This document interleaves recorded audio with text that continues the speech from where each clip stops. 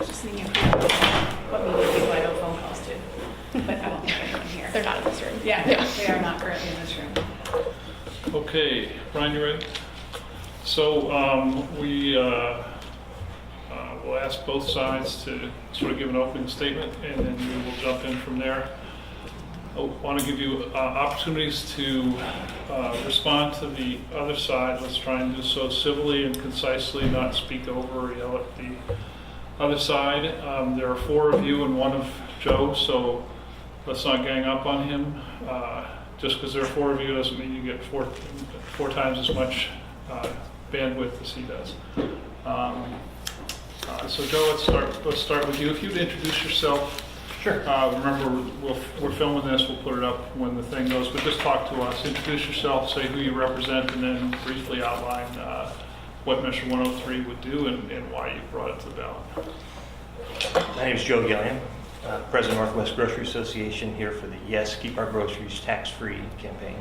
We brought this measure to keep groceries tax-free in Oregon. They never have been taxed, and we want to keep it that way. And so why bring a measure? In the last 4 years, there have been 5 attempts to tax groceries. Different forms of them, are all groceries, in fact. Most recent was Measure 97. And then in April of this year, our opponents brought in another measure that also taxed groceries. And so this measure is there to be proactive and to make sure that no one's groceries are tax-free. Groceries being only raw and processed food for human consumption, nothing more than that. And it's a basic need, and there's large consensus that people do not want to have their groceries and the food they eat taxed. Raw processed foods for human consumption, that also covers the sale of anything at a restaurant or coffee shop, right? It covers everything from farm to fork. We did not, the only companies that are included in this are people that are licensed and inspected by the Oregon Department of Agriculture and who are licensed and inspected by the FDA in their commodities program. So that's like grains, farm products, meat, those types of things, commodities. So But what about restaurants and coffee shops and retail outlets? We've asked the Department of Justice why they included it in their summary, and they have not responded to our request. So we're not sure how they got there. The only companies on the ODA list are grocery stores and food preparers and food manufacturers. That list is available at the Oregon Department of Agriculture if anyone wants to look at it. There are no restaurants on that list. There are no hospitals. There are no school cafeterias. You have to be in that group to be protected by this measure. I forget, have you ever brought a similar measure, or have you worked on a similar measure in past years? To this one? No. Okay. So Well, this is the first in time. the city of St. Helens, yes, Okay. but not a statewide measure.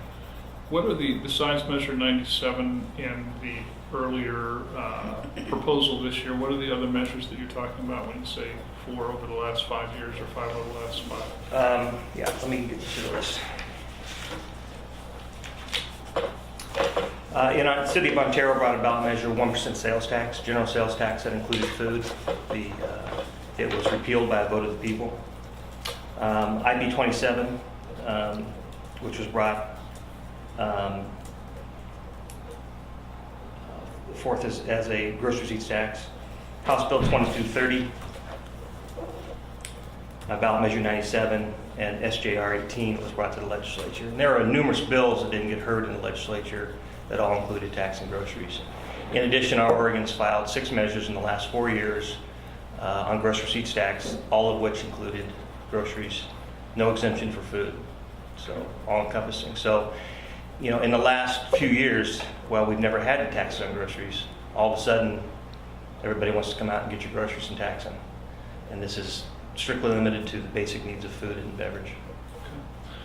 All right, good, thank you. So could the 4 of you please introduce yourself, and then I'd like only one of you to make your opening statement, please. I'll start at this end. I'm Barbara Smith Warner. I'm a state representative from Northeast Portland, Maywood Park, and Park Rose. And I was on the no side of the ballot explanatory committee for Measure 103. Good. I'm Becca Ewer-Blau, Executive Director of our Oregon. Catherine Dreesen, the Communications Director at Our Organ. And Margaret Only, I'm a private attorney. Great. And I'll go ahead and do the opening statement here. Okay. So I do want to start by saying, and I think this is really important, Measure 103 is completely unnecessary. Despite proponents' characterization, there is no tax on groceries. Nobody is proposing one. It's a complete non-starter. In fact, if this measure were simply about preventing a tax on groceries, Our Organ wouldn't be here right now. We would support such a measure, as would I imagine many of Sorry, the... could Go you ahead. repeat that, please? What did you say? Yeah, if this measure were very simply and clearly about preventing a tax on groceries specifically, Our Organ certainly wouldn't be here talking about this. We would be supportive of such a measure. And I would imagine that many of the more than 150 coalition members, many of whom spend every single day working on addressing food insecurity, would also be in agreement with us. Unfortunately, that's not what this measure does. It is so broad in scope and so poorly written that it covers everything from restaurant sales to the trucks that take food to stores, to e-cigarettes, and it locks this long list into the Constitution, but it fails to include things like diapers and feminine hygiene products and soap and medicine, things I think that we can all agree are certainly necessities for Oregon families. And the final thing I'll mention here is that the long list of problems, which I imagine we'll go into quite a bit today, would be locked into Oregon's Constitution. I think when we make a change to our Constitution, it should be simple, it should be clear, it should be precise. We should have a really clear idea of what the consequences are. I don't think that's the case on Measure 103, certainly. And it should address an urgent problem. And despite the proponent's best attempt to gin up a problem here or a threat, there simply isn't one, and I think it would be hugely problematic to lock this into our Constitution. So does Our Organ oppose soda taxes? That's a good question. We traditionally at Our Organ work on statewide ballot measures, as you well know. I think one of the problems with Measure 103 is that it removes the local control from communities across Oregon, right? So Ashland's a good example of a community that has gone ahead and decided that a restaurant tax makes good sense to them, largely, I would imagine, in part because of the tourism there. Under Measure 103, it would be frozen. They could never raise it. They could never lower it. It sunsets in 2030, so they couldn't decide in 2030, this has really been working for us. We want to continue with this. And I don't think that's a decision that a voter in Portland should be making for a voter in Ashland. Okay, but you said that Our Organ would oppose taxes on groceries. What did you mean by groceries? Yeah, so if there were a direct tax, if there were sales tax on groceries, we certainly wouldn't be in support of that. We agree with the proponents, actually. But you're saying like you would support prohibiting in the Constitution a tax on groceries. Yeah. So I was asking you, what do you think should be off the table for taxes? And I was starting with sodas, Sure. which is clearly covered by this. Yeah, absolutely.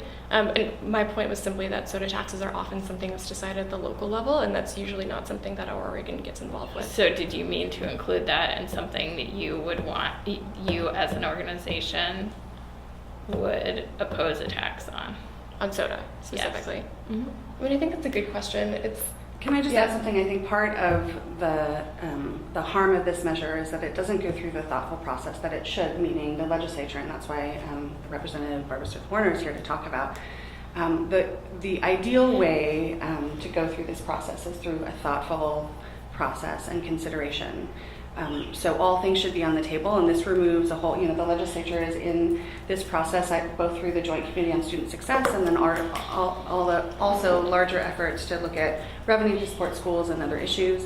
And this would lock entire industries out of that conversation when they come back together. Oh, understood, but Yeah. I'm just trying to get to the position you all as an organization, you two as Our Organ, as representatives of Our Organ are taking. What did you mean when you said that you would support not having, completely eliminating the possibility for a tax on groceries? I was trying to, these things come down to kind of definitions.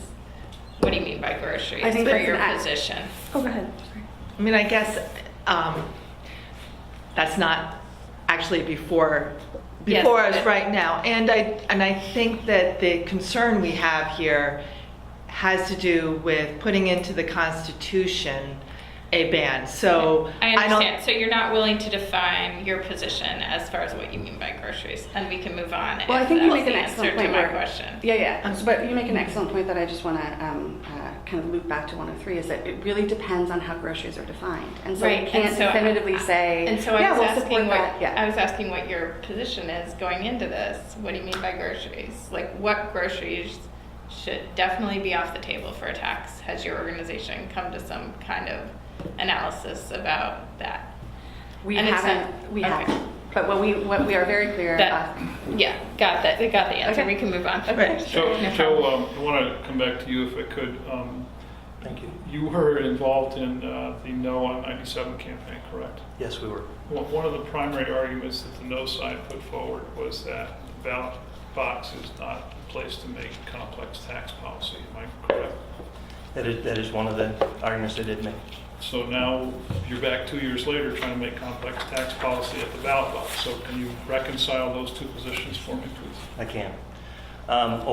Since 2010, our Oregon and other members of the coalition have come and filed at least 33 tax measures for initiatives, whether ballot shopping or intending to go forward.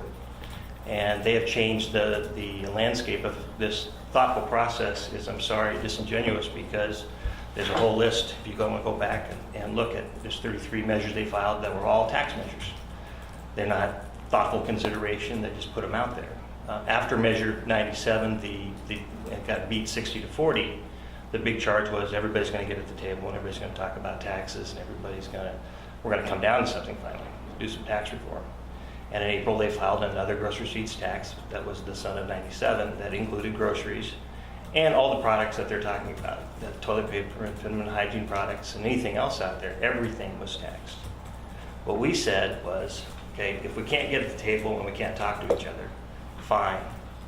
We need to reset the table and make sure that only food for human consumption, raw process, is excluded from the tax discussion.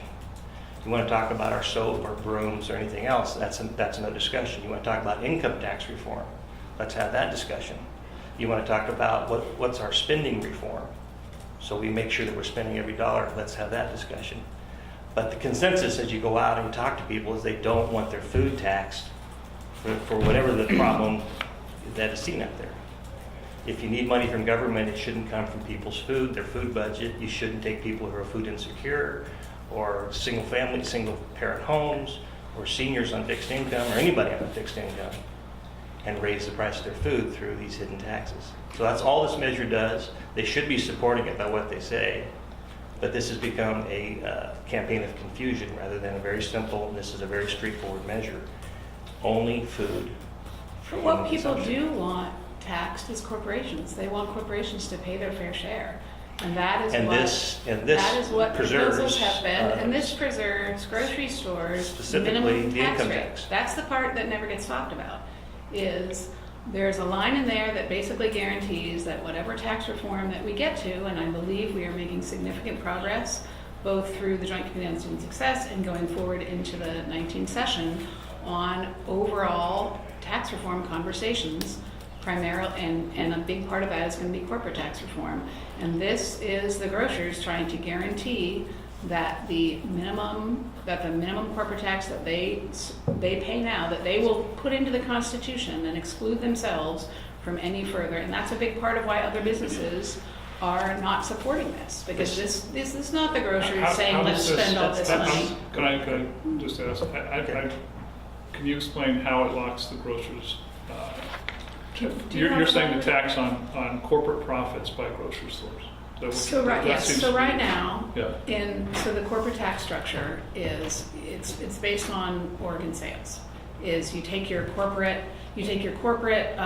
tax return and you proportion it based on your Oregon sales. Right. If due to tax credits and other things, you work it so that you don't know anything, you do have to pay a minimum tax Right. as a corporation, and that Right. is based on your sales in Oregon. Right. So the top rate for that is $100,000 Okay.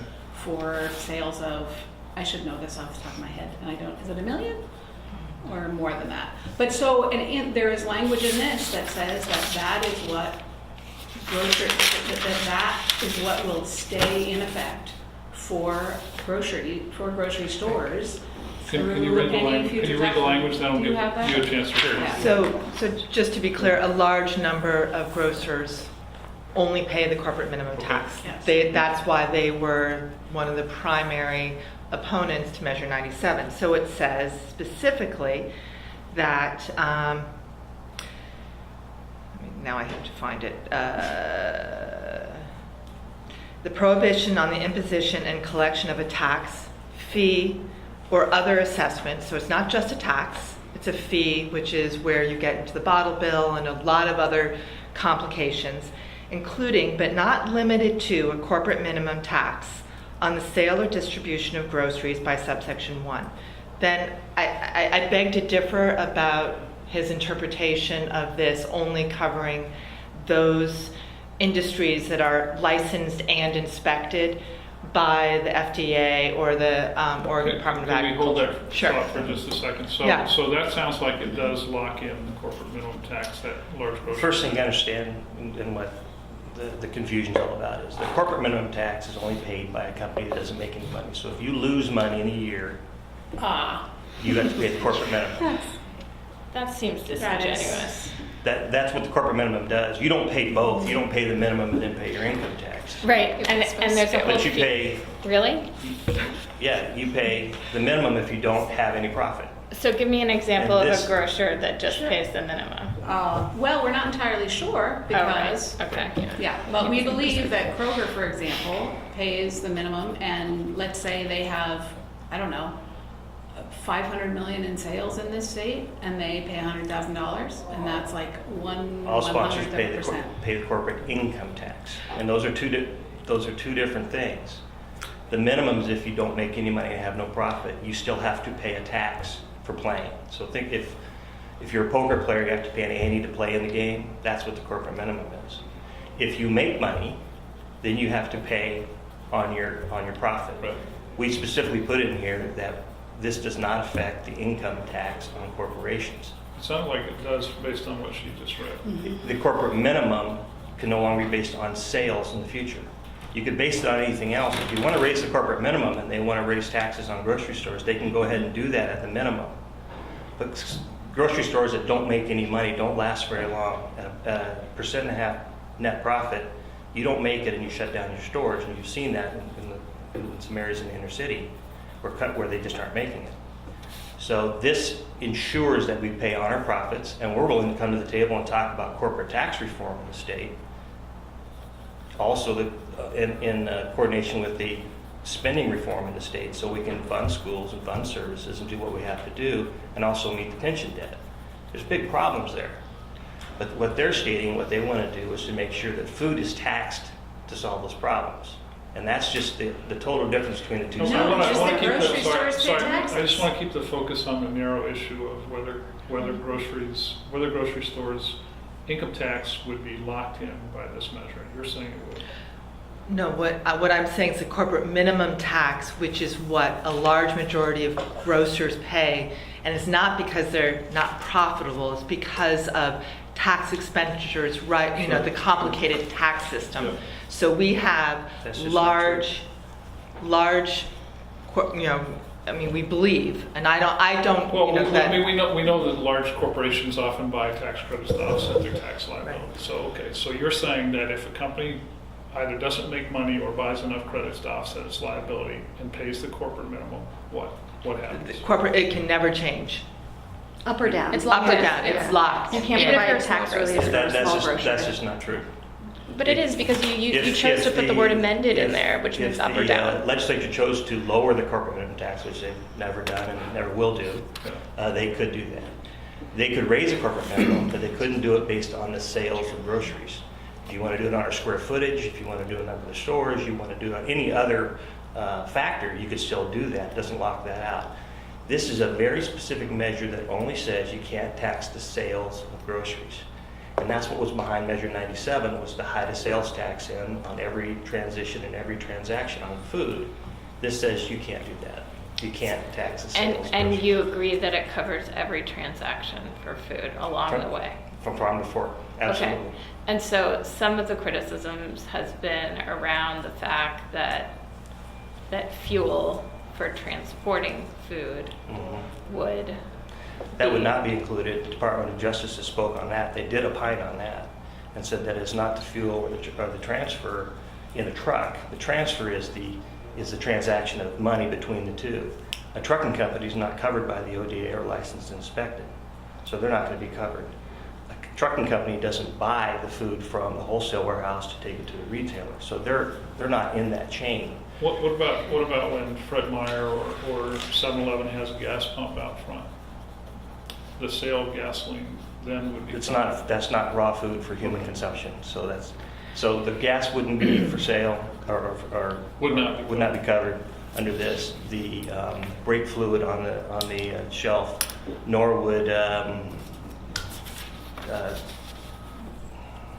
just in any product a ball of twine wouldn't be covered because it's not food for human consumption. Margaret, can you respond to that? Well, I think that there are a couple of points here. One is that the Attorney General simply was talking about retroactivity, and there is ambiguity here. I mean, this is an incredibly broadly written. For example, it's licensed, registered, or inspected. It talks about taxes, fees, and other assessments. It talks about adopted, approved, or enacted. It's incredibly broad. So I understand what his argument is, but there is absolutely another argument, and you can be sure that industries that think that there's a way that they can avoid taxes will claim this. It is an invitation to litigation on a number of different pieces. And I'm not sure if I was clear. The Attorney General opinion he's referring to was just simply on the retroactivity issue.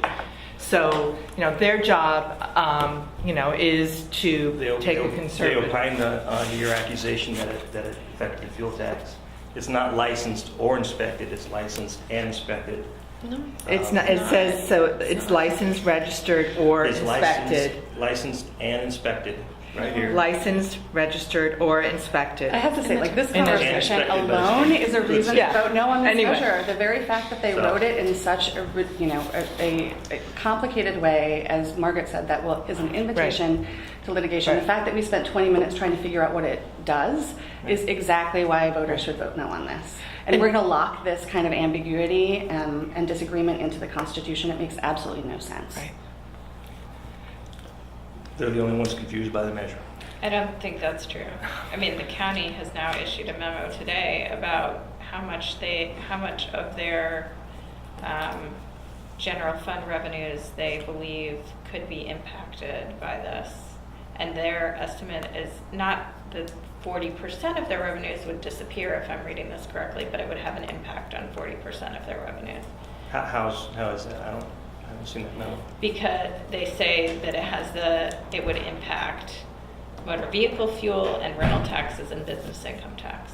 Would have no effect on any of those. It's only on food for human consumption, and it's only on businesses that are licensed and inspected. There's no other. But your argument that only they are confused doesn't seem to hold water. Well, you can set out confusion. You can read the basic text of the measure. None of those things are covered by this measure. Can I? And this give a- measure was written by Greg Chamoff, who was the former director of Legislative Counsel, who's the constitutional expert in this state. And it is written so that it is of legal standard, and as much as legal mumbo-jumbo can be difficult, it is as simple and as straightforward as you can make it and make it enforceable. So what I would You can litigate anything if you want. and You can sue on anything. This is true, but in the case where the legislature makes a mistake and loses a lawsuit, they can fix it more easily than going back to the voters? Yes or no? I mean, that seems to be a critical. Yeah. I know your answer on that. but do you what of that argument that if you're wrong and if the courts decide something different than you believe is written in this text, do you agree with the argument that it's easier if this is passed to the legislature? I've lobbied for 30 years, and I can tell you that it's easier to change the Constitution than to get the legislature to agree on something and fix it. And I'll give you a good example. This is not hyperbole. For 30 years that I've been around, and prior to that, they've talked about tax reform and income tax reform. They've talked about the three-legged stool, and they've all, both sides of the aisle, have used it for their campaign pieces. We need a better tax system. We're going to fix school funding. We're going to have better services. And to date, in this campaign alone, if you watch the gubernatorial ads, they're still talking about the same things. Yeah, but The part only of things the that problem happen- is a constitutional amendment on property taxes. Thank you. And on The supermajority, Constitution, income has been tax amended reform. 240 times. It's a living document. It's not Since like the U.S. 1902. Constitution. And It has been amended, most recently in 2012, for the transfer tax on real estate. And that passed 60-40. So the general public supports amending the Constitution. They will do it, particularly in their best interest. They didn't believe they should have a sales tax on the transfer of their sale of their home. And they voted in 60-40. well, since And so this is a protection on food. There are many things in the Constitution, one being my opponent's pension plan. That's in the Constitution. You know, they My have that pension plan locked was in the Who Constitution, said really? Constitution? There's all sorts of PERS pieces in the Constitution. There are constitutional protections for veterans loan, veteran bonuses. There are all sorts of things that are much further than what we think of the Constitution, the federal Constitution, like freedom of speech and those types of things.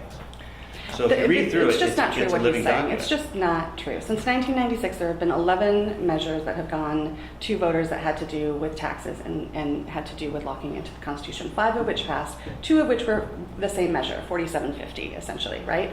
So it's just, the fact that this is something that voters want, first and foremost, is not, he's not telling the truth. And second, he is completely misleading both you and voters, saying that this is a simple measure that everyone can get behind. We have a coalition of 100 organizations, more than 100 organizations and homegrown businesses, and actually it's a coalition that we've never had before, frankly. It's, folks who were opposed to 97 are now with us. Can you opposing run this through that measure. list? Is there- I can give you the list, Okay. yeah. So the point that the proponent has made is that our Oregon has brought numerous, and other groups have brought numerous taxes that could lead people to believe that there could be a sales tax on groceries in this state. That's just So why is it not true? for a couple of reasons. I mean, first and foremost, the things that our Oregon has put in just in initiative petitions have had to do with gross receipts tax, and we can rehash the 97, but that's a tax on corporations and not a tax on groceries. One of them went to the ballot. Your own One of report, them, you weren't there, but Yeah. the report that Tom Patowski prepared said it was a sales tax. Okay, so I don't want to relitigate 97. I think it's actually a huge disservice to voters to talk about something that's no longer on the ballot, and they made a very clear choice. And Well, it was so but his back to argument, this- Sure. is this is on the ballot because people are scared that our Oregon will try and tax. I think it's on the ballot because a certain industry wants to be carved out from any tax reform. So back to the point, he lists about 4 or 5 different threats to sales tax, and I will, 97 voters decided reasonable people can disagree about that. Again, it was a tax on corporations and not on people. Ontario, he mentions Ontario, democracy worked. The voters decided, so he's essentially saying local communities should not make decisions for themselves. We're smarter than them. Let's lock it into the Constitution so they can never have that conversation. The other 2 bills, the joint resolution and the House bill, those are 2 bills since 2015. The legislature files and considers 800 bills every single session. So he found 2 bills that were peripherally related. They were assigned to committee, one of them got a hearing. That's like the functional equivalent of writing the idea on the back of a napkin. The very idea that he's saying that these are real threats is just not true, and it's misleading to voters, and it's really unfortunate that that his campaign isn't being honest. And the idea that the grocery industry is doing this out of the kindness of their hearts because they worry so much about their people who buy groceries from them, and that's all this is about, is laughable. They would not be investing this kind of money in it. That underlying guaranteeing themselves a line in the Constitution that guarantees them this minimum rate That is what this is. That is what they are investing in. So one of the things that Joe said was that after Measure 97, there was a talk about everybody coming to the table to sit down and figure out revenue reform, which I think we'd all agree is kind of an oxymoron. It hasn't happened, or just. But that there was a son of 97 or daughter of 97 almost immediately filed. So And nothing happened with that. They filed 3 different tax measures. I'm not holding them, responsible for the 2 that they didn't. I'm not, so nothing happened with that. So was there a good faith effort to sit down? Well, speaking as somebody who was the vice chair of the revenue committee, when we basically continually worked, we couldn't get the business community to engage until almost the end of the legislative session, and then they came up with a well, that's a whole longer conversation.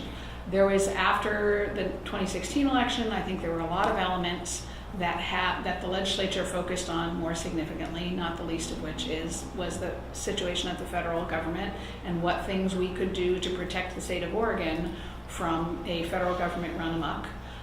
And there was, despite all good intentions and talk by the business community broadly about wanting, don't do this, but we'll engage, there was not engagement. We are continuing to do that work. That's a lot of what the Joint Committee on Student Success is doing now. I am personally, colleagues, the leadership, we are working actively on this.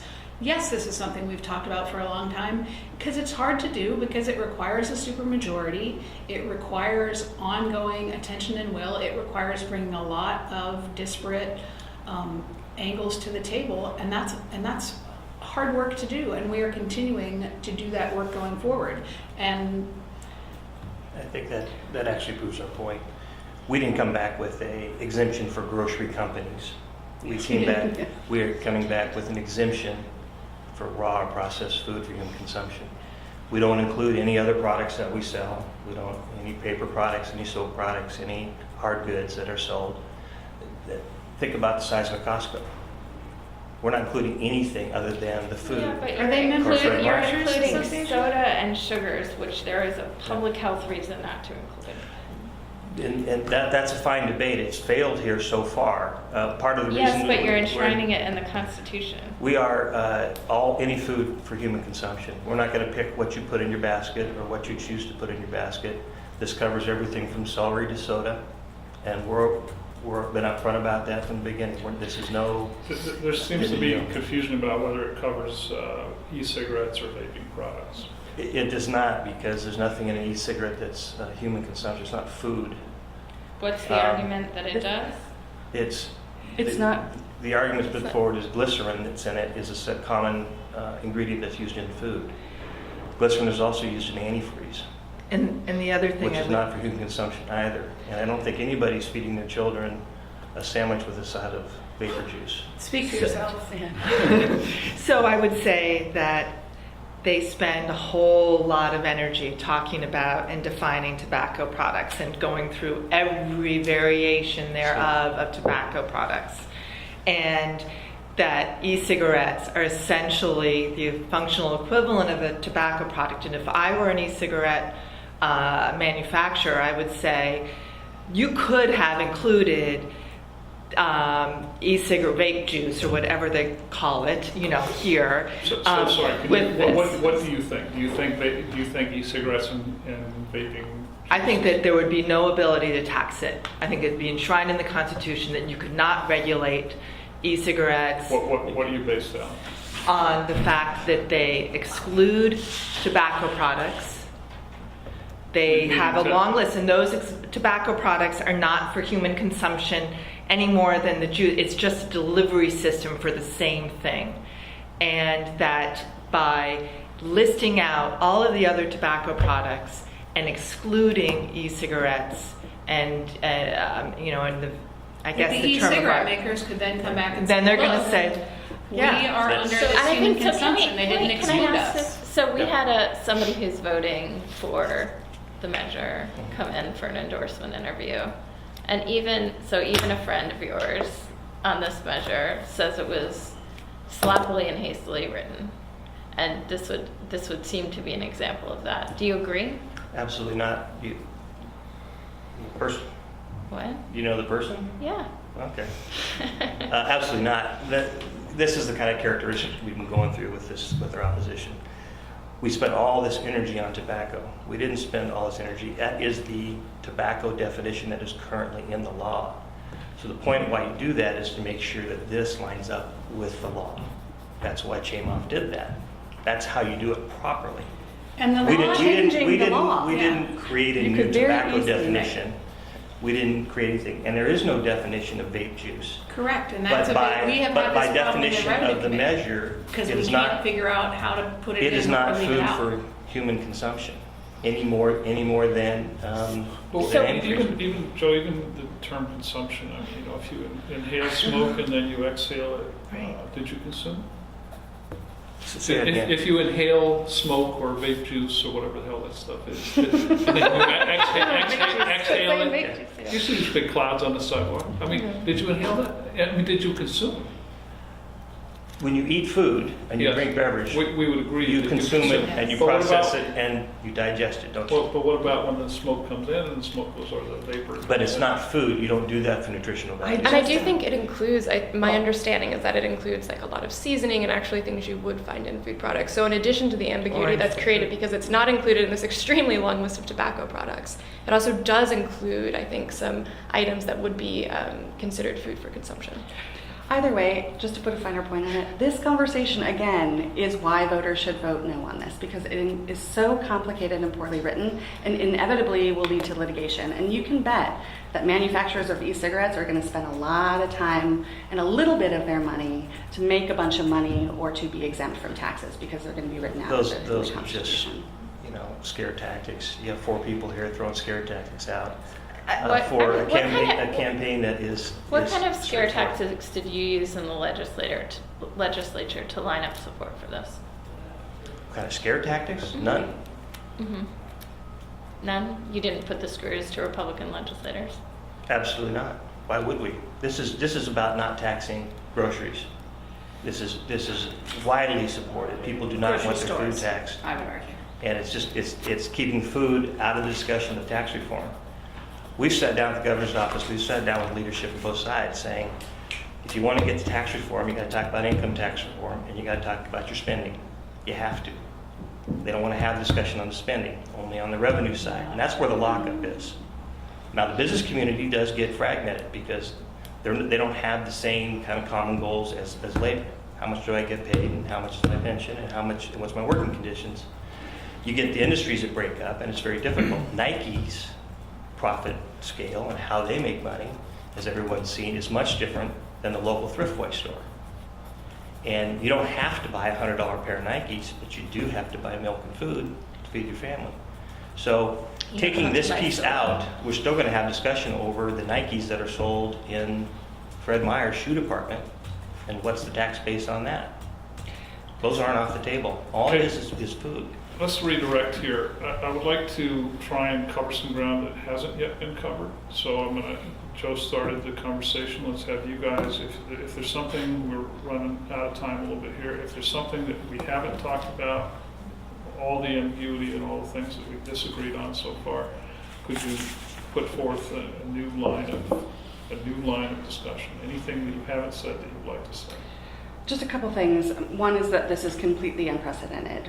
He talks about, often says that, other states have this in the Constitution. They have nothing like this. They might have an exemption for groceries on sales tax, but nothing like this. Nothing that covers restaurants, nothing that covers assessment and fees. So this is completely unprecedented and untested, and it's a risk that we don't want to take locking into our Constitution.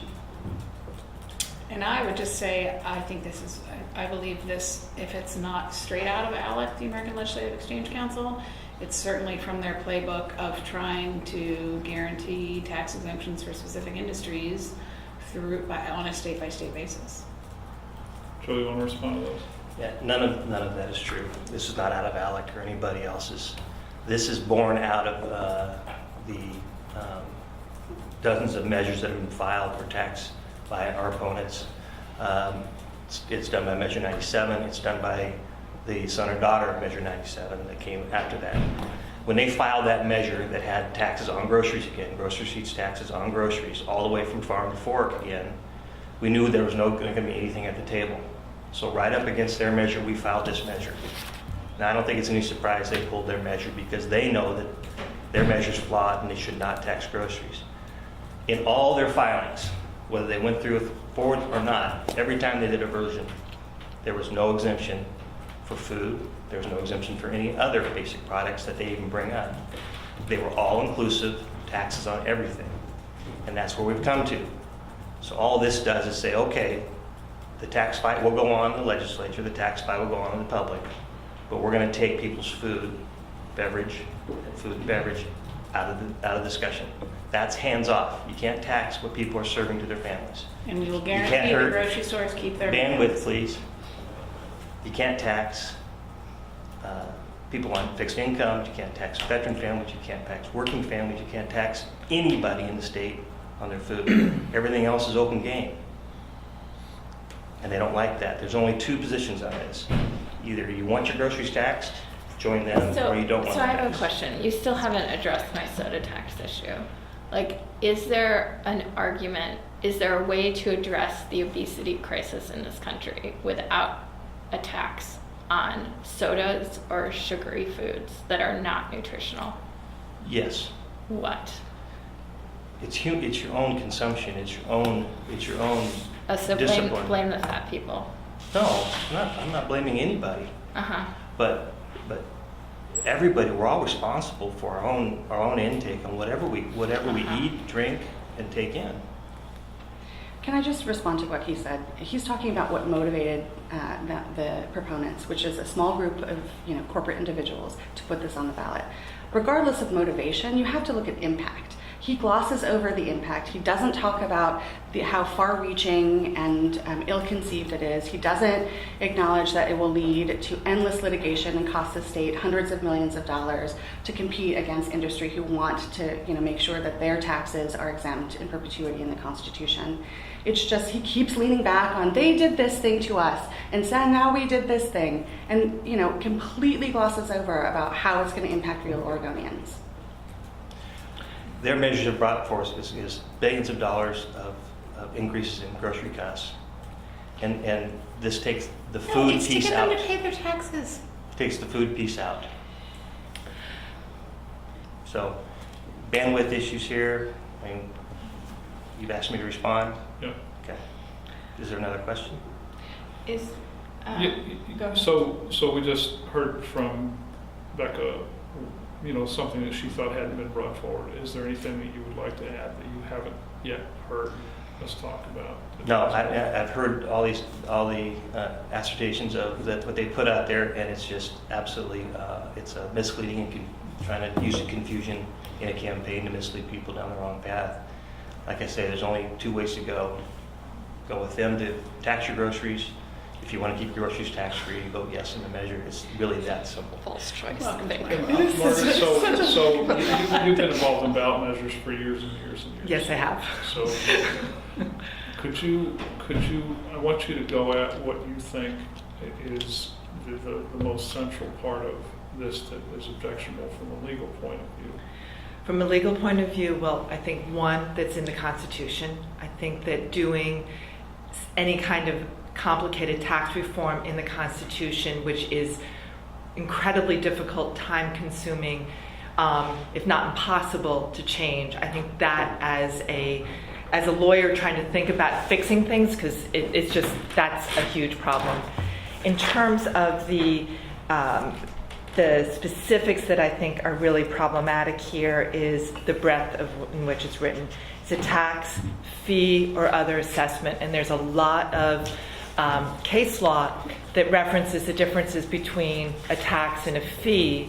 And a fee maybe is something that could be for the benefit of the benefit of the public. And I think the bottle bill, it's not a tax, but there is a fee. There's a requirement on distributors and retailers to pay something in order to further our goal of reducing waste. So I think are you arguing that it would be that you couldn't raise the property tax on a grocery store? that you couldn't raise a property tax on a grocery store. Right. I hadn't. I hear the question. I'm just thinking about that. I have. I think that is probably a different beast because it's because you have it is completely measured on something else. It's a tax that's on something else. And here, the concern is we have the breadth of what tax fee or other assessment, and then we have the sale or distribution of groceries that is the farm, the everything in that chain of commerce. That could be touched. Now, there are arguments. I understand his argument that it might only be if there is an inspection in some, but that's not, it actually uses or, and the FDA, and so the Oregon Health Authority, and the ODA, the Oregon Department of Agriculture, they have coextensive jurisdiction. There is a general grant of authority to ensure the food safety throughout our piece. We have the the Attorney General having said it applies to retailers. And again, whether or not that ultimately a court agrees with the restaurant who says, I can't be taxed. And remember, we're eliminating local control, and that's also a huge issue, I think, when you are restricting local control in something where I think that's our best shot of developing policies. Often the sugar sweetened beverage tax for Ashland or other tourist places, they need to be able to capture that. Those are all places, and here we're now having an industry buying a protection from any local and state. So those are the pieces that are biggest. We're not buying anything. I mean, that's ludicrous. The bottle bill, here's a good example of their flawed thinking on how they're interpreting things. The bottle bill, there is no tax in it and there is no fee in it. It is a refund value, and the law reads, when you read the law reads that a retailer must provide a refund value of 10 cents to anybody who brings in a container. We're not even required to charge the 10 cents under law, but we're required to give a refund value of 10 cents. That's how the law was written in 1971, and remains to this day.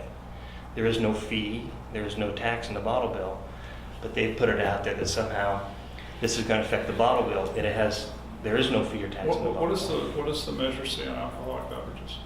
It just excludes alcoholic beverages, excludes marijuana, excludes tobacco. They all have their own tax bases, and we're not interested in disrupting. They're large tax bases for the state that come in. And maybe somebody would argue that those things are essentials, but we would not argue that. It just depends what. After a day like today. After a day like today, maybe they are. But not being essential products for a household and already having a tax base on it, we leave those alone in the law and are uninterrupted in terms of their value.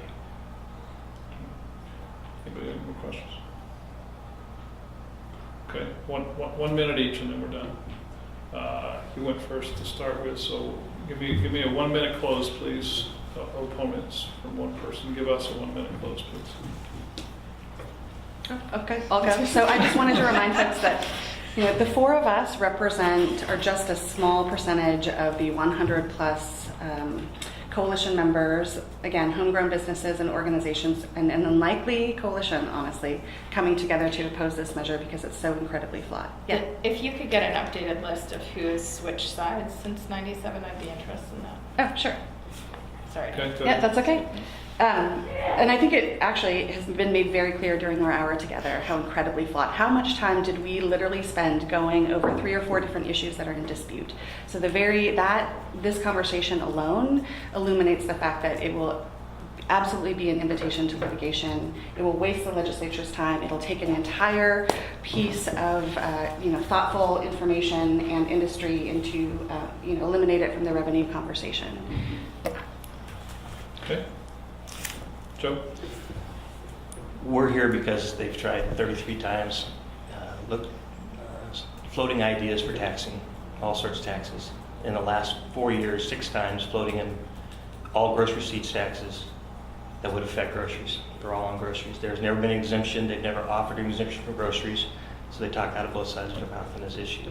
This measure is tightly written by a constitutional recognized expert used to write all the laws in the legislature, and is specifically only for food and beverage for human consumption. That's all it covers.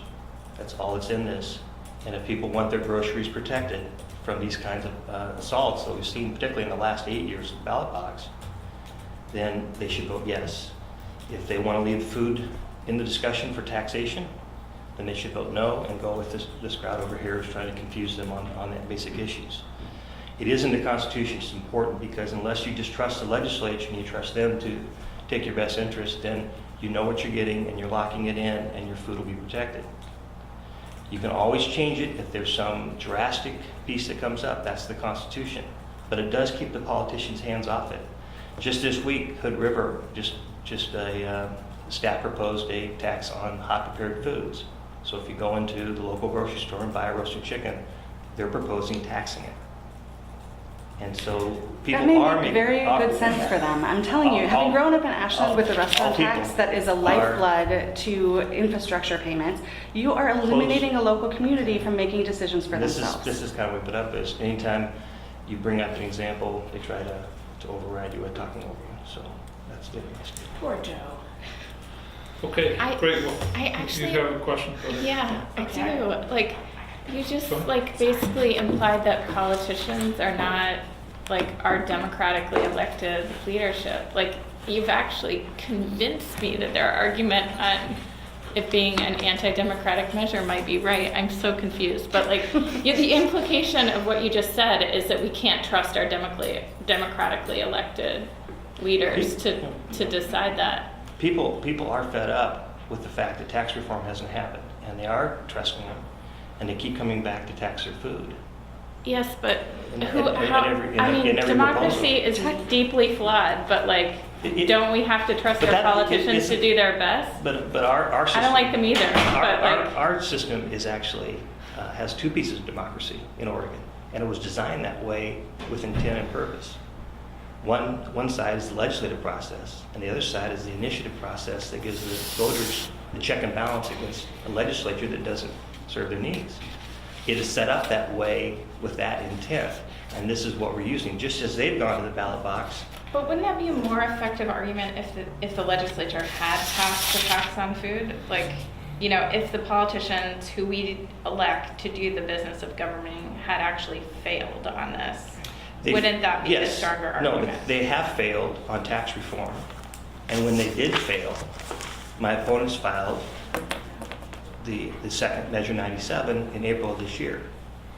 And so their failure, they instigated a ballot measure that included a tax on groceries.